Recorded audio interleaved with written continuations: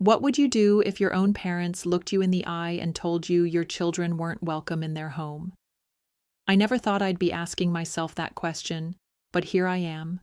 One phone call, just a few words, and everything I thought I knew about family shattered.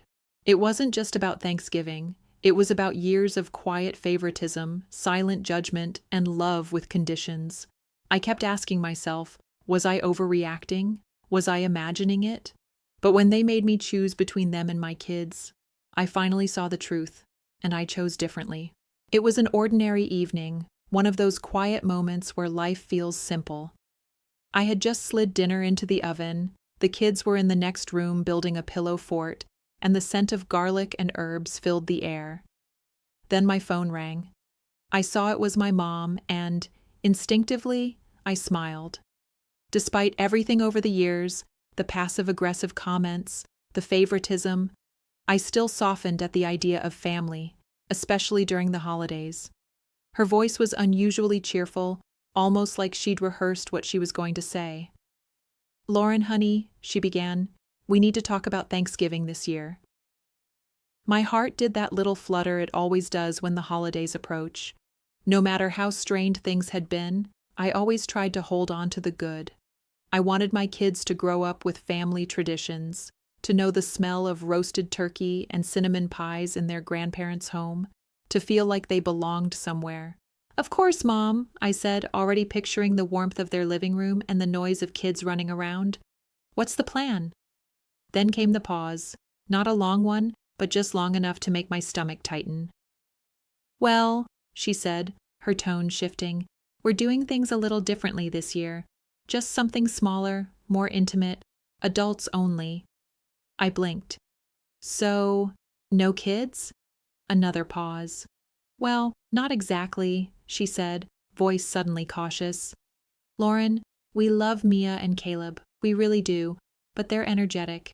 We just think it would be better, more peaceful, if you left them with a sitter this time." I gripped the edge of the counter. "Just my kids? What about Ryan's?" Silence. Then, quietly, she admitted, "Ryan and Olivia are bringing the boys. You know how well behaved they are. It's just easier." And there it was. Not a dinner invitation, not a family gathering. A message, loud and clear. My kids weren't welcome. I stood there holding the phone, trying to steady my breath while Mia and Caleb giggled in the next room, completely unaware that their grandparents, the ones they adored, had just drawn a line in the sand. I cleared my throat. "Mom, they're just children. Mia is 7, Caleb is 4. Yes, they have energy, but they're sweet, kind kids, and they love you." She sighed, already growing defensive.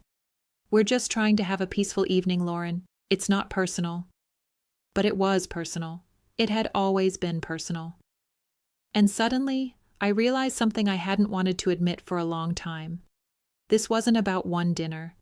This was about years of being made to feel like my children didn't measure up, like we were just background noise in someone else's perfect picture. I swallowed hard, my voice barely steady. "If my kids aren't welcome, then neither am I." She exhaled, sharp and cold. "Suit yourself." And then she hung up. I stood there, the weight of that call pressing down like a stone. Everything had just changed. That phone call didn't come out of nowhere. As much as I wanted to believe it was just a one-time misstep, deep down I knew better. This had been building for years, quiet, subtle, and cruel in ways that are hard to explain unless you've lived it. My kids had always been treated like the extras, the side characters in someone else's movie. I used to tell myself I was imagining it, that I was being sensitive, that maybe it was unintentional. But when I looked back with fresh eyes, the truth was undeniable. They'd never shown up for Mia's dance recitals, even though I sent reminders and offered to drive them. Not once. But when Ryan's boys had little league games, my parents were there, front row, in custom t-shirts with their names printed on the back. They posted pictures, cheered like superfans, acted like it was the highlight of their year. Every Christmas, the difference in gifts was impossible to ignore. Ryan's boys got the cool stuff, the electronics, the video games, the expensive Lego sets. My kids, a couple of coloring books, maybe a puzzle. When I pointed it out gently, they brushed it off. "Oh, we just saw this and thought the boys would love it." Like my children were an afterthought, something to check off the list, not someone to celebrate. It wasn't just the big things, it was the small, persistent slights. The way they talked about Ryan's family with pride and admiration, and talked to me like I was always overreacting. The way they complimented his wife, Olivia, with her neat house and soft-spoken tone, but barely acknowledged the effort I put into balancing motherhood, work, and keeping everyone connected. And worst of all, they never tried to hide it. When I had Mia, they didn't visit the hospital until the 3rd day. When Caleb was born, they didn't come at all. "We figured you were busy," they said, "didn't want to intrude." But when Olivia had her 2nd son, they cleared their schedule for a week. They practically moved into her guest room. And I still kept trying. I still invited them, still made space for them, still hoped, deeply, foolishly, that one day they'd treat my children the way they treated Ryan's. But that call, that awful, dismissive call, was the moment the fog lifted. They weren't just being careless. They were making a choice, and they had been for years. I wasn't just excluded, I was expendable. And I realized I wasn't willing to let my kids feel that, not one more time, not for the sake of a holiday or tradition or anything else, because if they could treat my children like burdens, then they didn't deserve to be called grandparents. Transition. But drawing a line in the sand didn't just shake up the holidays. It set off a storm I never saw coming. Ask ChatGPT. The silence after I hung up was deafening. I stood there gripping my phone, heart pounding, unsure whether to cry or scream. But there wasn't time for either, because the fallout came fast. The next morning, I woke up to a text from Ryan. Of course, my mother had gone straight to him, the family's favorite mouthpiece. "Mom said you're being difficult about Thanksgiving. Why do you always have to make everything so dramatic?"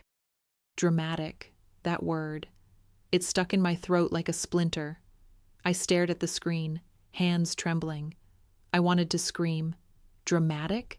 She uninvited my kids from Thanksgiving and invited yours. How is that not a problem to you? But instead I typed, "Did she also tell you she uninvited my kids but yours are still going?" He didn't reply right away. The typing bubbles came and went. A full minute passed before his answer finally came through. "She just wants a calm dinner, Lauren. You know how your kids can be a lot." There it was again. A lot. Like they were too loud, too messy, too alive. As if their joy was an inconvenience. As if their laughter needed to be contained to make room for someone else's comfort. That was when something inside me broke. Something I'd been holding together with apologies and excuses and second chances. I didn't feel guilty. I felt furious. I typed out my response slowly, making sure every word hit. "Enjoy your perfect Thanksgiving, Ryan. I won't be there." Then I turned off my phone.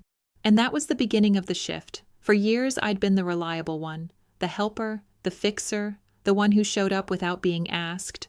When Dad's car broke down, I was there. When Mom needed help sorting boxes in the attic, I gave up my one day off. When Ryan wanted to throw a surprise birthday for Mom, guess who organized the whole thing, baked the cake, cleaned up after everyone? It was me, always me. And somehow, no matter how much I gave, I was never the golden child. I was the backup, the afterthought, the emotional support human who didn't get support in return. So I stopped. Cold. No more favors. No more texts. No more checking in just to be ignored. That week, my phone buzzed with calls I didn't answer. Dad left a voicemail asking for help setting up his new TV. Mom texted asking if I could pick up a prescription. I ignored them both. For the first time ever, I gave them exactly what they'd been giving me all along. Silence. Transition. But what I didn't know yet was that this silence wasn't going to bring peace. It was going to bring out something much darker and far more personal. Thanksgiving came and went without a single call answered or message returned. My phone kept lighting up. First my mom, then my dad, and finally Ryan again.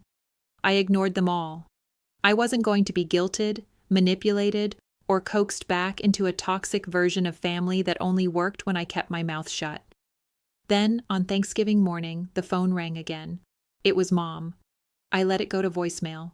Then it rang again, and again. Finally, I picked up, not out of guilt, but just in case something was actually wrong. The moment I answered, her voice hit like a slap. "Oh, now you pick up," she snapped. "I suppose you're just sitting at home feeling sorry for yourself while we're all having a lovely dinner?" I kept my tone flat. "What do you want, Mom?" There was a pause. Then she fired back sharply. "Did you cancel the credit card?" I felt the air in the room shift. "What are you talking about?" I asked, even though deep down I already knew. "Your father's card," she said quickly. "The one we use for groceries and gas. It got declined this morning." My stomach dropped. "You mean my card?"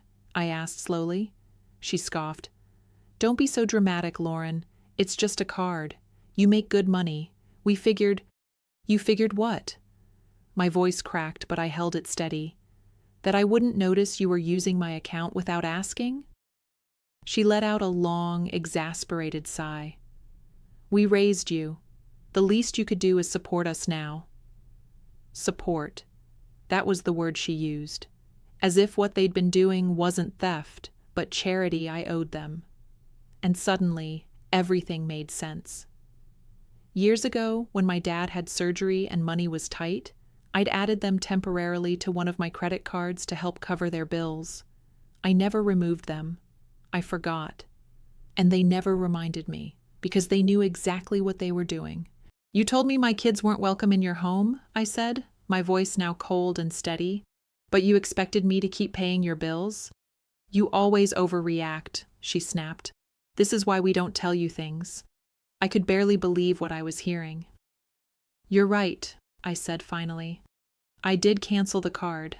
And let me be clear, there won't be another cent. No more gifts, no more errands, no more support." There was silence. Then she hissed, "You'll regret this." And she hung up. I stared at the phone for a long time, my hands trembling, not from fear, but from the weight of realization. They hadn't just cut off my children. They'd been using me, for money, for convenience, for everything I gave without question. Transition. I thought that would be the end of it, that they'd finally back off. But what came next was even more outrageous, and a lot more personal. Ask ChatGPT. Just when I thought the drama had peaked, life delivered another blow, one that was so surreal, I had to read it twice to believe it. It was a week before Christmas. Mark came in from checking the mailbox, holding an envelope with my parents' handwriting on it.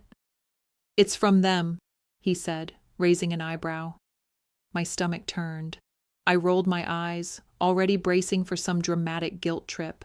Maybe a long-winded letter about family, forgiveness, or some twisty version of the truth designed to manipulate me back into submission. But when I opened it, there was no heartfelt note, no apology, no plea. It was an invoice, a formal, itemized document outlining the costs of raising me: food, clothes, school supplies, doctor visits. Every necessity from the moment I was born until I turned 18 was listed with cold precision, each expense calculated down to the cent. At the bottom was the grand total, $78,500. They were asking me to pay them back for being their daughter. Mark looked over my shoulder and let out a disbelieving laugh. "They're billing you for your childhood? Seriously?" Apparently they were. I stood there stunned, the letter trembling in my hands. This wasn't about money, not really. This was control, a last-ditch power move, a final attempt to shame me, to make me feel like I owed them, to twist the knife just a little deeper. It was pathetic. And yet, it stung. Because this was who they truly were when the mask came off. People who would put a price tag on love, on parenting, on the bare minimum they were supposed to give. I didn't cry. I didn't yell. I just looked at Mark and said, "I think it's time I paid them a little visit." The next morning, I drove to their house with the letter in hand. My heart was pounding, but not from fear. It was the kind of adrenaline that comes from finally standing up after being pushed down for too long. When Mom opened the door, her face was smug. "Oh, so now you show up," she said. I held up the letter. "You really thought this would work?" She crossed her arms. "It's only fair." I laughed. Sharp, cold.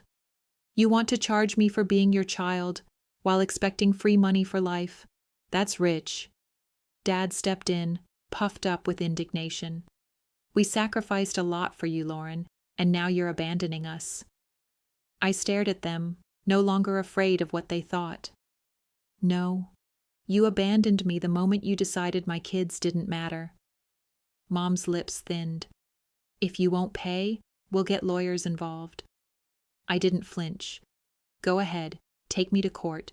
Try explaining to a judge why you're suing your daughter for expenses from 2 decades ago." Their faces changed then. For the first time, they looked unsure, and right there on their doorstep, I tore the letter in half. Transition. I thought that would be the final straw, that they'd finally back off. But when control slips away, people like that don't give up. They escalate. Ask ChatGPT. Christmas came and went quietly, peacefully. For the first time in years, there were no forced smiles, no tension behind every gift exchange, no emotional tightrope, just us.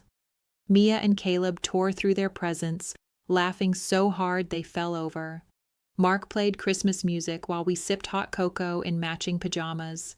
It was exactly the kind of holiday I'd always wanted, real, warm, and full of love. But the peace didn't last long. New Year's Eve rolled around, and we were gearing up for another cozy night in. Streamers, balloons, the kids running wild in party hats, Mark pouring champagne. It felt like the fresh start we needed. Then came the knock. Mark and I froze. We exchanged a look that said exactly what we were both thinking. No way. I walked to the door, my heart sinking before I even opened it. And there they were, my parents, Ryan and Olivia, a full ambush. I didn't step aside. I didn't smile. I didn't say a word at first. "What do you want?" I asked, my voice flat. Mom stepped forward with that sugary sweet tone she always used when trying to manipulate the situation. "We just want to talk, honey." "No thanks," I said. Dad sighed, annoyed already. "Lauren, enough. You've made your point.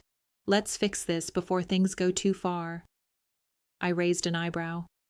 "Too far? What does that even mean?" Ryan folded his arms. "They've spoken to a lawyer." The words hit like ice water. I blinked, trying to make sense of what I'd just heard.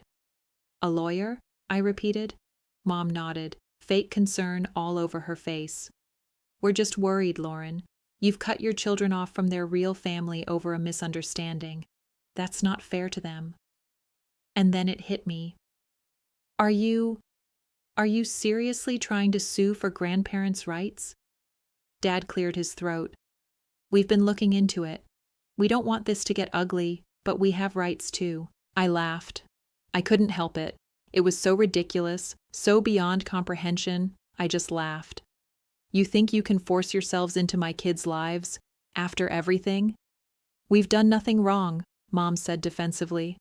"You stole from me. You excluded my children. You tried to guilt me into submission with a fake invoice, and now you want to sue your way back in?" Dad stepped forward. "You don't want to do this." But I stood tall, calm, and unshaken. "Oh, but I do." I held up my phone. "I have every voicemail, every text, every demand, and if you push this, I'll bury you in the truth." That was the moment they realized they'd lost. Really, truly lost. Mom's face twisted. "You're being unreasonable." "No, Mom," I said. "I'm finally being smart." I stepped back and gripped the door. "Happy New Year." And I shut it in their faces. They didn't file anything. No lawyer called. No court papers showed up at my door. Because they knew, deep down, they had no case, no real claim, just a failed attempt to control a daughter who had finally stopped playing along. And once that door closed on New Year's Eve, it closed for good. What came next was silence. No phone calls, no texts, no half-hearted apologies or guilt-ridden rants. Even Ryan went quiet. No more snarky messages, no passive-aggressive check-ins, not even one of those forwarded memes he used to send when he was pretending everything was fine. At first, I expected it to hurt, but it didn't. It felt peaceful. No more walking on eggshells. No more emotional whiplash every time my phone buzzed. Just quiet. Real quiet. The kind that fills a home when it's no longer stretched thin by guilt and disappointment. Weeks passed, then months. One sunny afternoon in early spring, I was sitting on the porch with a glass of lemonade. Mia and Caleb were chasing bubbles in the yard, their laughter echoing down the street. Mark was beside me, our knees touching lightly, not saying much, just being. He glanced at me, smiling. "It's been quiet," I nodded. "Yeah, feels good." He looked back at the kids, watching them run barefoot across the grass. "Think they'll ever try again?" I took a sip of my drink, heart steady. "Doesn't matter. I already won." I didn't mean revenge. I wasn't talking about being right, or shutting them out, or some final dramatic victory. I meant peace. I meant sitting in my own home and knowing I'd finally done what I should have done years ago, protected my kids and myself from people who only showed up when they needed something, people who wrapped manipulation in the language of family, people who made love feel conditional. I'd drawn the line, and I'd kept it. Mia and Caleb ran up the porch steps, breathless and glowing with joy. I pulled them into my arms, kissed the tops of their heads, and held them close. This was my family, the one I chose to nurture, the one I fought to protect. We were messy, loud, imperfect, and we were finally free. If you've ever been made to feel like you or your children weren't good enough, this story is for you. It's painful to realize that blood doesn't always guarantee love or acceptance. Sometimes the people who are supposed to be your greatest supporters become your biggest obstacles. But here's the truth I learned. You don't owe anyone access to your life just because they share your DNA.